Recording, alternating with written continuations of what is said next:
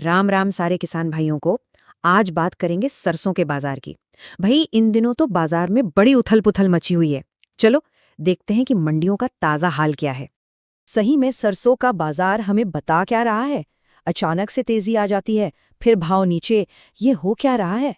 चलिए इन आंकड़ों के अंदर घुसकर देखते हैं कि आखिर ये इशारा किस तरफ कर रहा है। तो शुरुआत करते हैं राजस्थान से। देखते हैं कि वहां आज सरसों का औसत यानी एवरेज रेट क्या चल रहा है। तो जी 22 मार्च 2026 को पूरे राजस्थान में सरसों का एवरेज भाव निकलकर आया है 6,200 रुपये प्रति क्विंटल। अब ये 6,200 रुपये का जो आंकड़ा है ना, ये शुरुआत के लिए अच्छा है, एक अंदाजा दे देता है। लेकिन मैं बताऊं, ये पूरी कहानी बिल्कुल नहीं है। असली बात तो अब पता चलेगी।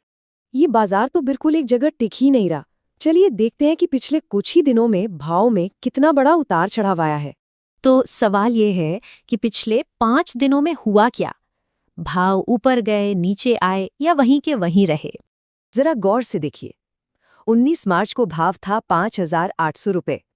2 दिन बाद यानी 21 मार्च को सीधा छलांग लगाकर पहुंच गया 6,404 रुपये। और फिर अगले ही दिन 22 मार्च को वापस गिरकर 6,200 पर आ गया। देखा, यह है बाजार की असली हलचल। लेकिन जैसा मैंने कहा, ये जो पूरे राज्य का एवरेज रेट है ना, ये तो बस आधा सच है। असली कहानी तो मंडियों के अंदर है। हाँ जी, हर मंडी की अपनी अलग बोली, अपना अलग भाव। एक मंडी से दूसरी मंडी में जमीन आसमान का फर्क हो सकता है। इसीलिए सिर्फ उस 6,200 रुपये के एवरेज पर आंखें बंद करके भरोसा नहीं करना है। एक मिसाल देखिए, 21 मार्च का ही दिन था। एक तरफ इटावा मंडी में भाव था पूरे 7,140 रुपये और दूसरी तरफ रानीवाड़ा मंडी में कितना? सिर्फ 6,000। मतलब 1,100 रुपये से भी ज्यादा का फर्क एक ही दिन में। अरे रुकिए, ये तो कुछ भी नहीं है। देवरूरी मंडी में तो हद ही हो गई।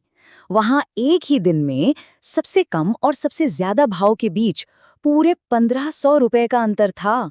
सोचिए, इससे साफ पता चलता है कि सही मंडी चुनना कितना जरूरी है। तो इन सब आंकड़ों का, इस सारी उथल-पुथल का आखिर हमारे किसान भाइयों के लिए मतलब क्या है? हमें क्या समझना चाहिए इससे? तो मोटी-मोटी 4 बातें हैं जो दिमाग में बिठानी है। पहली, सरसों का भाव हर दिन बदल रहा है।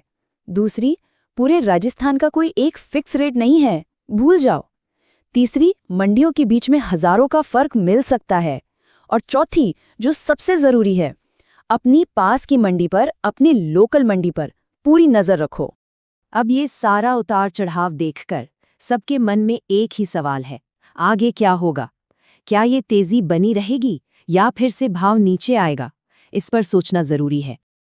अगर आपको बाजार की ऐसी ही ताज़ा जानकारी और विश्लेषण चाहिए तो अपने इस चैनल को सब्सक्राइब करना मत भूलना। मिलते हैं अगली बार एक नई खबर के साथ। राम राम।